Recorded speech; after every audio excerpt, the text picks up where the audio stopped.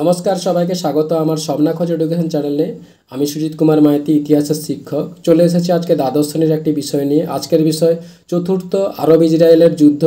ভিডিওটি ভালো লাগলে লাইক, কমেন্ট, শেয়ার ও সাবস্ক্রাইব করে রাখবেন। আর পাশের নোটিফিকেশান বোতামটি সক্রিয় করে পাশে থাকবেন, যাতে এইরকম নতুন নতুন ক্লাস ভিডিও সবার আগে আপনার কাছে পৌঁছে যেতে পারে। শুরু করছি আজকের বিষয় চতুর্থ আরব ইসরায়েলের যুদ্ধ। কি বলা হচ্ছে? 1967 খ্রিস্টাব্দের যুদ্ধের পর ইসরায়েল তার দখল করা আরব ভূখণ্ড ফিরিয়ে দেয়নি। ফলে এই সময় উভয় পক্ষের মধ্যে যুদ্ধবিরতির দ্বারা শান্তি প্রতিষ্ঠিত হলেও তা ছিল একান্তই ক্ষণস্থায়ী।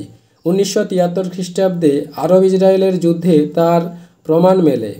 প্রথম, যুদ্ধের প্রেক্ষাপট। এক, উভয় পক্ষের শক্তি বৃদ্ধি। আপাত শান্তির আড়ালে আমেরিকার কাছ থেকে ইসরায়েল এবং রাশিয়ার কাছ থেকে আরব দেশগুলি সামরিক সাহায্য নিয়ে নিজেদের শক্তি বৃদ্ধি করেছিল এবং উভয় পক্ষই যুদ্ধের জন্য প্রস্তুত হচ্ছিল। পাশাপাশি উভয় পক্ষের মধ্যে বিক্ষিপ্ত সংঘর্ষের ঘটনা ঘটেই চলছিল। দুই, ইসরায়েলি আগ্রাসন। 1968 খ্রিস্টাব্দের 31 অক্টোবর ইসরায়েলের বোমারু বিমান মিশরের রাজধানী কায়রোর কাছে বোমা বর্ষণ করে এবং নীল নদের ওপর একটি সেতু ধ্বংস করে। পাশাপাশি ডিসেম্বর মাসে জর্ডন ও ইরাকের ওপর আক্রমণ চালায়। ইসরায়েল কিছুদিন পরে লেবাননের রাজধানী বেইরুটের বিমানবন্দরে বোমাবর্ষণ করে 13টি বিমান ধ্বংস করে। জাতিপুঞ্জ ইসরায়েলের এই আগ্রাসী নীতির তীব্র নিন্দা করে। তিন, আরব জঙ্গিবাদ। ইতিমধ্যে আরব জাতীয়তাবাদীদের বিভিন্ন জঙ্গি গোষ্ঠী বিদেশি ইহুদিদের হাত থেকে মাতৃভূমি পুনরুদ্ধারের উদ্দেশ্যে তীব্র লড়াই শুরু করে। এই জঙ্গিদের হাতে 1972 খ্রিস্টাব্দে মিউনিক অলিম্পিকে অংশগ্রহণকারী ইসরায়েলি কুস্তিগিররা নিহত হয়। এভাবে পরিস্থিতি প্রচণ্ড উত্তেজনাপূর্ণ হয়ে ওঠে। দুই, সংঘর্ষ। ইসরায়েলের বিভিন্ন আগ্রাসনমূলক আচরণে আরব দুনিয়া ক্ষোভে বারুদের স্তূপে পরিণত হয়েছিল। এক, ইয়ম কিপুরের যুদ্ধ।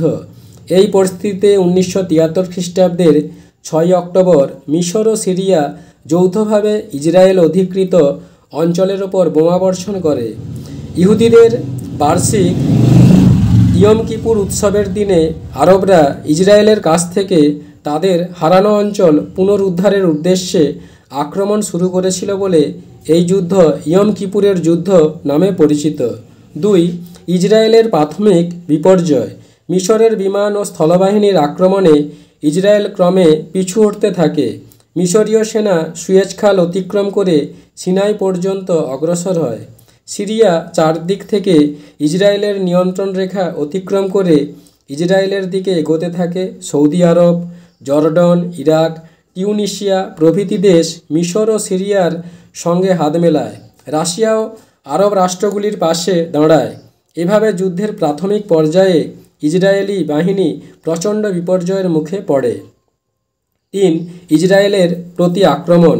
আমেরিকা ইসরায়েলকে সহায়তা করলে যুদ্ধ শুরুর 9 দিন পর ইসরায়েলের প্রতি আক্রমণ শুরু করে। তারা দুদিনের মধ্যেই আরব বাহিনীকে পিছু হটতে বাধ্য করে। তারা সিরিয়ার সীমান্তে আক্রমণ চালিয়ে গোলান হাইটস দখল করে এবং সুয়েজ খাল অতিক্রম করে মিশরীয় বাহিনীর একটি অংশকে চারদিক থেকে অবরোধ করে। এরপর যুদ্ধবিরতি। যুদ্ধবিরতির প্রস্তাব নিয়ে 1973 খ্রিস্টাব্দের 21 অক্টোবর আমেরিকা ও রাশিয়ার মধ্যে আলোচনা শুরু হয়। 22 অক্টোবর জাতিপুঞ্জ যুদ্ধবিরতির প্রস্তাব গ্রহণ করে, কিন্তু তা সত্ত্বেও উভয় পক্ষ যুদ্ধ চালিয়ে যায়। শেষ পর্যন্ত 23 ডিসেম্বর জেনেভায় একটি সম্মেলনে মিশর, জর্ডন, ইসরায়েল, আমেরিকা, রাশিয়া ও অন্যান্য কয়েকটি দেশের প্রতিনিধিরা সমবেত হয়ে সিদ্ধান্ত গ্রহণ করে যে এক, দুপক্ষের দ্বারা স্বীকৃত সীমানায় আরব ও ইসরায়েলের সৈন্য অপসারিত হবে। দুই, বেসামরিকীকরণ করা স্থানগুলির নিরাপত্তার ব্যবস্থা করা হবে। তিন, প্যালেস্টিনীয়দের স্বার্থ সুরক্ষার ব্যবস্থা করা হবে। চার, খ্রিস্টান, ইহুদি ও মুসলিমদের পবিত্র স্থান রক্ষা করা হবে। পাঁচ, মিশরীয় ও ইসরায়েলি সেনাবাহিনীর সুয়েজের পূর্ব তীর থেকে 32 কিলোমিটার দূরে অপসারিত করা হবে। এভাবে জেনেভা সম্মেলনের দ্বারা আরব দেশগুলির সঙ্গে ইসরায়েলের বিরোধের মীমাংসার চেষ্টা করা হয়। বন্ধুরা, এখানে ক্লাস ভিডিওটি শেষ হলো। পরবর্তীকালে আবার একটি নতুন ক্লাস ভিডিও নিয়ে উপস্থিত হব। ধন্যবাদ, সবাই ভালো থাকবেন।